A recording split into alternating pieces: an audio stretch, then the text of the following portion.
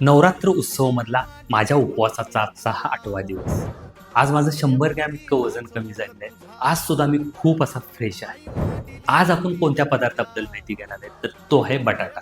अनेकदा बटाटा हा वेट लॉसमध्ये टाळला जाणारा पदार्थ आहे. पण बटाटा हा सुंदर पदार्थ आहे. बटाट्याच्या तोट्याचा जर विचार केला तर मोड आलेले बटाटे जर ते तुम्ही खाल्ले तर ते तुमच्यासाठी विषारी साबित होऊ शकतात किंवा ते विषारी असतात. त्याचप्रमाणे ब्लड शुगर म्हणजेच रक्तातली साखर वाढण्याचा धोका असतो. जर जास्त प्रमाणात बटाटा खाल्ला तर तुमचं वजन वाढू शकतं.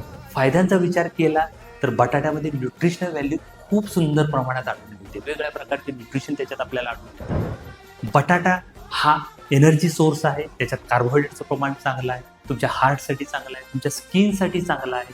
इतके सारे बटाट्याचे फायदे. जर तुम्ही व्यवस्थित किंवा कमी प्रमाणात जर बटाटा खाल्ला तर तो तुमच्यासाठी चांगला ठरू शकतो. न्यूट्रिशनल व्हॅल्यू जर बटाट्याची बघायची झाली आणि कॅलरीजचा जर विचार केला तर बटाट्यामध्ये कॅलरी आहेत 80 कॅलरी 100 ग्रॅमच्या पाठीमागं. Protein 2 gram, carbohydrate 20 gram, fibre 1.8 gram, fat 0.1 gram आणि ह्याच्यामध्ये साखर आढळून येते आणि साखरेचं प्रमाण आहे 0.9 ग्रॅम. त्यामुळे बऱ्याचदा शुगर पेशंट बटाटा हा अवॉइड करतात.